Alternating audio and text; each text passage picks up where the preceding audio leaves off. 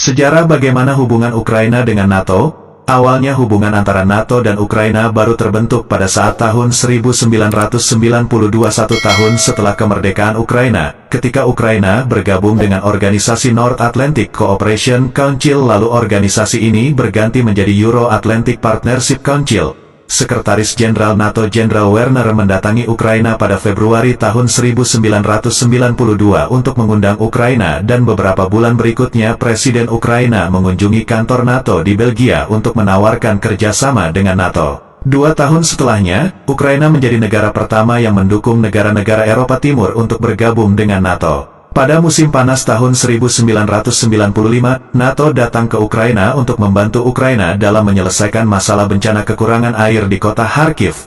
Di bulan Mei tahun 1997, Ukraina merilis informasi dan dokumentasi pusat tentang NATO di ibu kotanya Kiev dengan tujuan untuk menampakkan keterdekatannya dengan NATO. Pada tanggal 6 Mei tahun 1997 terjadi sebuah pemilihan opini masyarakat untuk menentukan masa depan Ukraina dan NATO. Hasilnya sebanyak 37% menyetujui Ukraina untuk bergabung dengan NATO dan 28%-nya menolak hal tersebut. Pada tahun 2002 Presiden Ukraina Kuchma mendeklarasikan niatnya untuk bergabung dengan NATO, dan pada tahun 2003 Ukraina ikut membantu pasukan Amerika yang bertempur di Irak.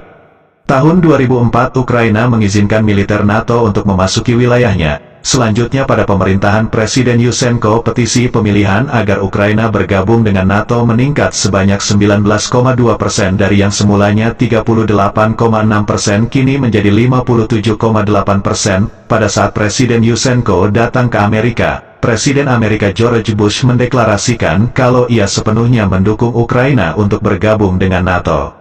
Puncaknya terjadi pada tahun 2008 di mana Presiden Ukraina menandatangani pernyataan untuk memasuki gerbang keanggotaan.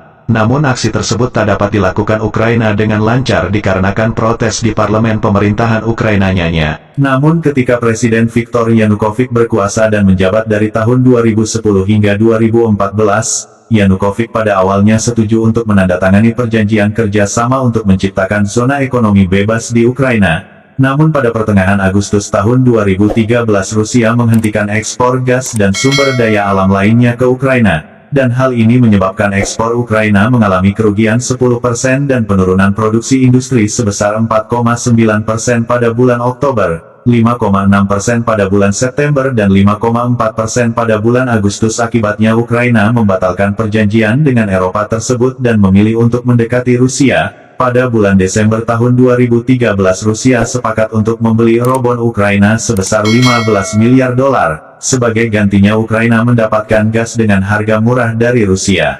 Akibatnya terjadilah protes Euromaidan dan Yushchenko pun lari ke Ukraina. Setelahnya pemerintahan baru Ukraina yang dipimpin oleh Petro Poroshenko awalnya memiliki kebijakan untuk tidak bergabung dengan NATO, namun ketika konflik Ukraina-Rusia tahun 2014 dia merubah niatnya untuk memilih mendekati NATO. Pada pemerintahan ini juga terjadi protes yang menyebabkan warganya yang pro-Rusia melakukan protes besar memisahkan diri dari Rusia seperti di Luhansk, Donetsk dan Crimea. Hasilnya Crimea memisahkan diri dan bergabung dengan Rusia, sedangkan Luhansk dan Donetsk terus bertempur melawan Ukraina. Pada pemerintahan berikutnya yaitu pemerintahan Zelensky, Ukraina memperketat hubungan dan kerjasamanya dengan NATO dan Eropa.